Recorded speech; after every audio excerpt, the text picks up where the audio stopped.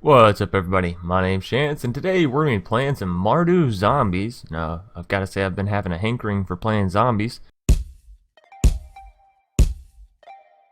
However, this deck idea did not originally come from anything dealing with Mardu zombies, actually. Somebody had asked or requested if I would play an updated version of my Teysa Zombies deck, the Orzhov zombie deck basically that we made before this new set came out, and they asked me if I would update it with cards from the new set and, you know, see if I can make it a little bit more viable or a little bit better and include Liliana in it. So yeah, that's kind of what this deck started out as, but it's moved on to so much more. No, I didn't exactly stick with that, and if you'll take a quick glance at the deck, you'll actually see that there's 0 copies of Teysa, so I kind of actually failed completely in there. So yeah, I actually completely failed it, but we still made a pretty fun deck nonetheless, and I've been having a whole good time playing this deck in normal play, and I tested it a little bit up against Macfar, one of you know, the longtime supporters of the channel. So yeah, it's been fun.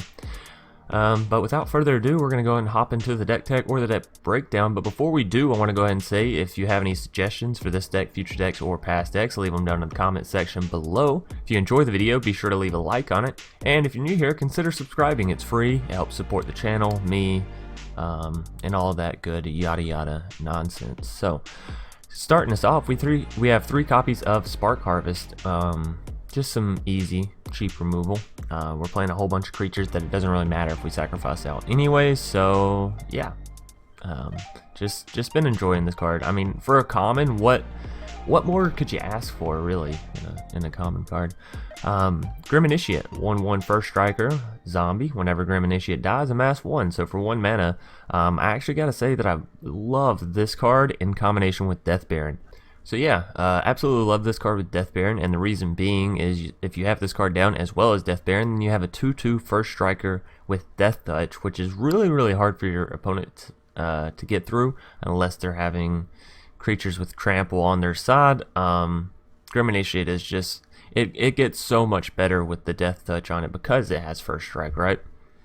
So essentially any of those really big creatures that you wouldn't want to swing in, you can just block with a Grim Initiate and kill them before they ever even get a chance. So, moving us down, we have 2 copies of Dreadhorde Invasion. This is to help us amass up a little zombie army. Now, we're not going overboard. We're not playing 3 or 4 copies. I think 2 is perfectly fine. You don't want to kill yourself. And the life gain in this deck is, well, you have Sorin, right? So, that's about it. Moving us down, we have 2 copies of Graveyard Marshal. For 3 mana, we can exile a creature card from our graveyard and create a tapped 2/2 black zombie creature token, which is, you know, fantastic. We're trying to build up a Mardu zombie army, so it's pretty much right up our alley, as well as having a whole bunch of these creatures that we really don't mind to exile, like the Lazotep Reaver, like the Grim Initiates, Dreadhorde Butchers even. So yeah, pretty awesome card. Moving us down, we have 2 copies of Lazotep Reaver. Whenever Lazotep Reaver enters the battlefield, we're going to amass 1. So essentially, we're going to pay 2 mana and get 2 zombies out of it, which is a pretty fair deal if you ask me. Moving us down, we have 3 copies of Dreadhorde Butcher. This card comes down as 1/1 with haste. However, whenever it deals combat damage either to a planeswalker or to a player, we're going to put a +1/+1 counter on it. Furthermore, when it dies, we're going to get to deal damage equal to its power to any target on the board. So, obviously, this works better with things like Death Baron, buffing it up and giving it even more damage than what you've already managed to accrue on it. That little second effect just helps be some, like, what's the one I'm looking for? Not uncanny, just like some surprisingly good removal, right? Nonetheless, moving us down, we have 4 copies of Death Baron. This is going to give all of our skeletons and zombies Death Touch and +1/+1. So, you know, everyone should know Death Baron by now, right? If you've seen a zombie deck, you should know Death Baron. Moving us down, we have 2 copies of Midnight Reaper. This is going to help us with some card draw. 2 copies of Mortify for some removal. 2 copies of Sorin, because I absolutely love this card, as well as it kind of fits in with the zombie theme, as we can -X on Sorin and return target creature card with converted mana cost of X from our graveyard to the battlefield. So, feels like Sorin fits right into a zombie deck. We do have one copy of Angrath, Captain of Chaos. Now, I gotta say I don't absolutely love this card, and it's mostly in here as a tester because, well, I want to love this card. It just doesn't seem good enough, you know, for 4 mana. It's just a little lacking. Sure, giving your creatures menace can make all the difference in the game, especially if they have Death Touch. But the chances when this card comes down, or when you draw into this card and you're like, you know what, that's exactly what I needed, that's exactly what I wanted, it's just so very slim. So, you know, 1 copy's fine, and I've been playing with 1 copy, and it's been working out. Moving us down, we have 2 copies of Widespread Brutality, if I can speak this morning. Nonetheless, this is going to allow us to amass 2, and then the army we amass deals damage equal to its power to each non-army creature. So, this is going to remove all of your Death Barons, all your Dreadhorde Butchers, your Graveyard Marshals, all that good stuff, and it is just going to leave your amassed zombie. However, you have ways to bring your creatures back, right? With Sorin, or you have effects, or creatures rather, that get effects whenever a creature dies, like Liliana. So killing your own stuff isn't going to be as huge of a deal as killing theirs. Furthermore, you're going to get to leave behind your big old zombie army. So, moving us down, we have 2 copies of God-Eternal Oketra. I don't know how you can play Mardu zombies and not include this card. So, yeah. Here, she, he, or it is. And then we have, of course, 2 copies of God-Eternal Bontu, the other zombie god from this color scheme. And you know, again, we're playing Mardu zombies. How am I gonna not play Bontu and Oketra, right? These 2 were like meant to be played together, I feel. That's not true. I don't think they were actually meant to be played together, but they just work so awesomely together if you're going for a zombie deck that, like, yeah, you know, try it out. Moving us down, we have 3 copies of Liliana. Whenever a creature we control dies, draw a card. +1, we can create a 2/2 black zombie for -4. We can cause each player, to sacrifice 2 creatures. And then for -9, each opponent chooses a permanent they control of each type, permanent type, and sacrifices the rest. And I've explained how that wins you the game multiple times.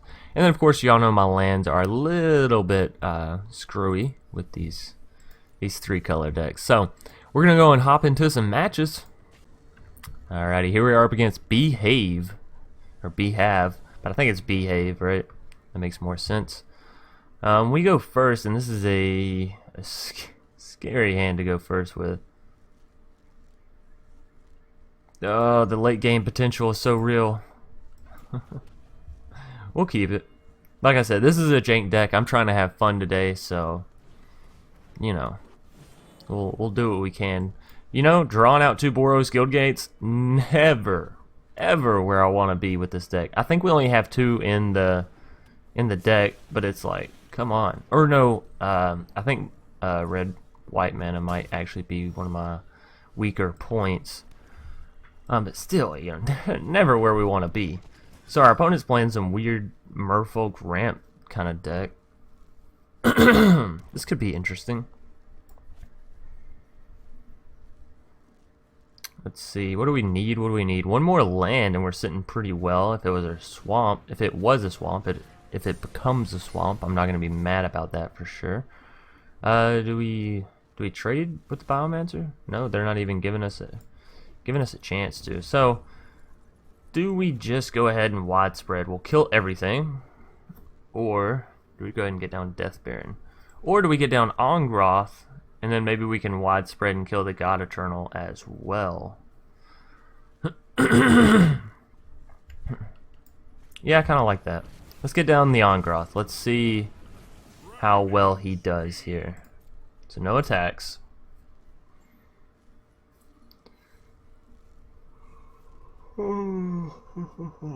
Now, we will need to... Oh, they're just adapting the Biomancer.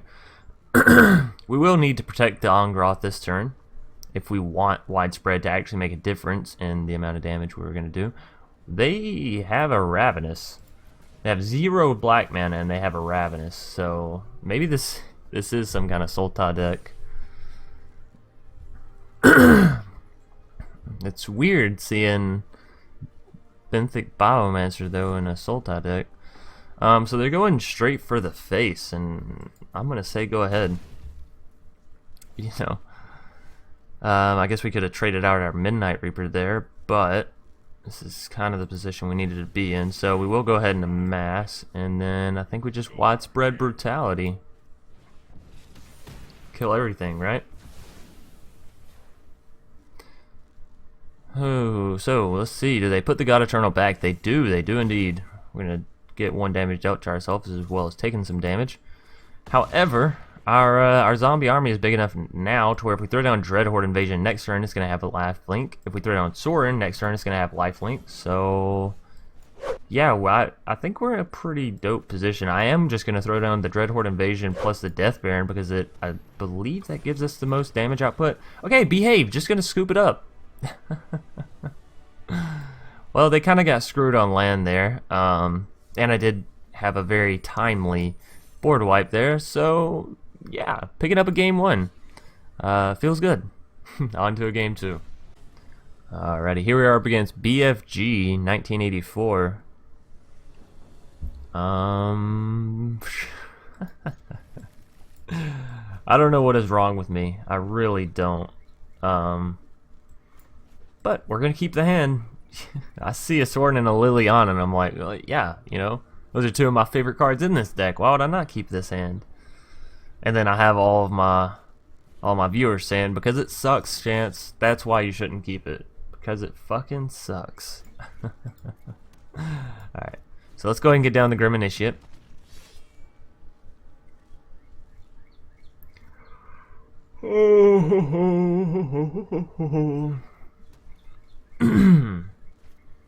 Donto Vanguard. Interesting, interesting.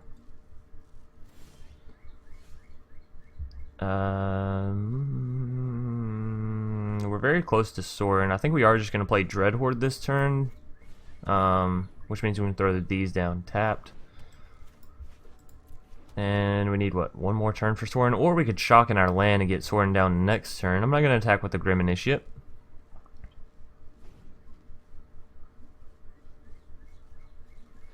Things I would like to see. Death Baron. I'd love to see a Death Baron drawn out. Midnight Reaper, not so much. Let's see. Dreadhorde Butcher. They're taking my Dreadhorde Invasion? Oh, okay. You know, I gotta say I'd rather see that go than Sorin or Liliana. So, yeah, sure. Hey, there's the Death Baron. I always knew he had it in us. Alright, so we'll throw down the Death Baron. And, yeah, I'm actually not going to attack in.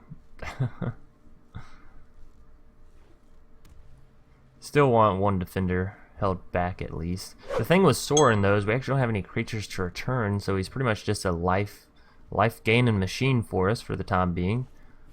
History of Benalia. Ooh, that's rough on us. That's rough for sure.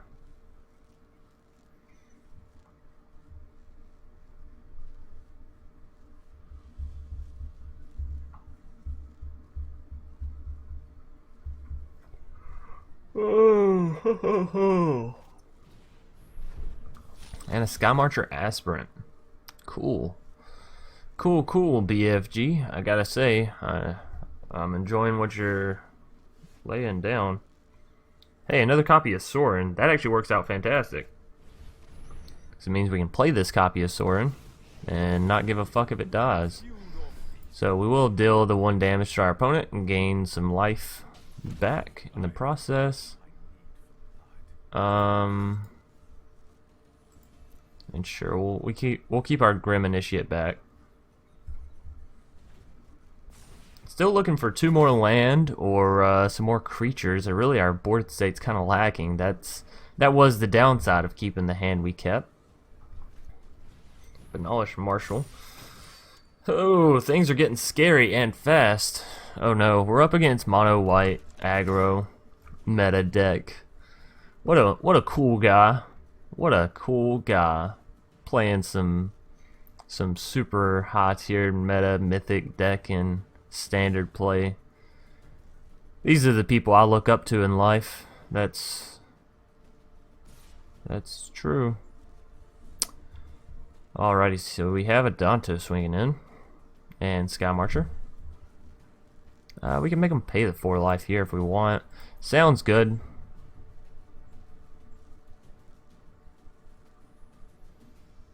I don't know why they're hovering over Law Rune Enforcer. Sure. Did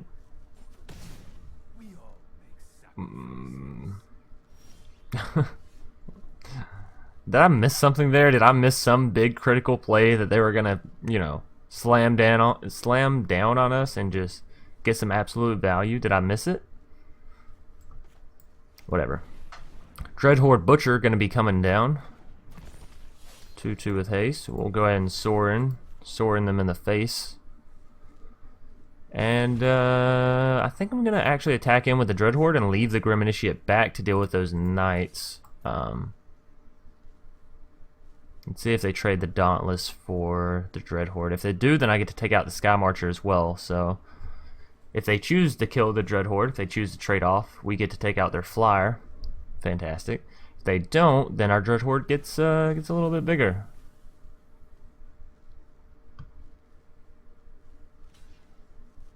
Oh, okay, but that's the same effect as if they just blocked with Dauntless, right? Like literally the exact same effect. So sure. Now their knights are all a little bit bigger. However, they have 1 card in hand, and it better be a good one. Oh, it's Azorius. Hey, hey, look at that. It's not mono. Oh, I got stuff falling over on my desk here. It's probably because I keep tapping my leg, right?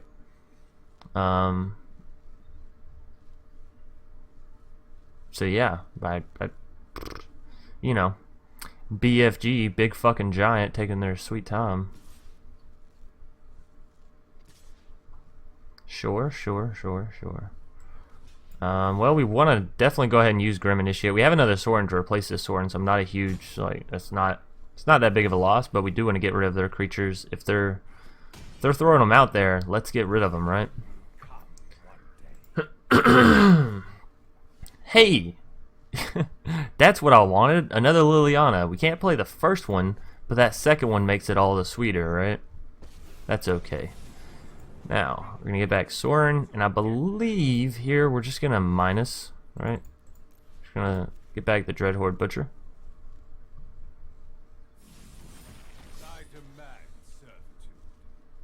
And, yeah, I think that's going to do it for this turn.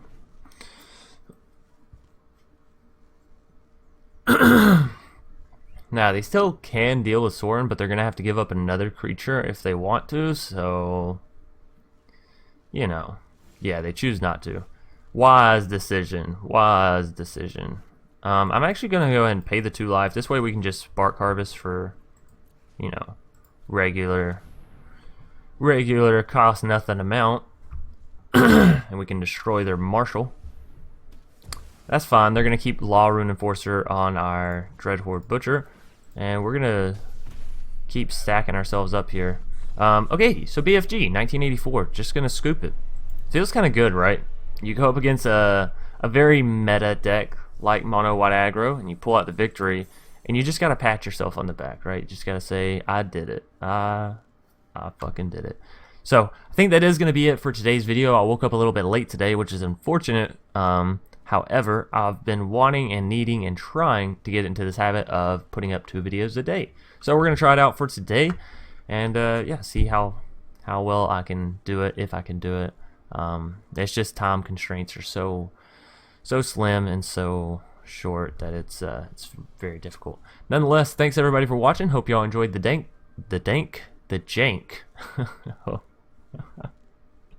Hope y'all enjoyed the jank for today, and as always, until either later tonight or tomorrow, peace.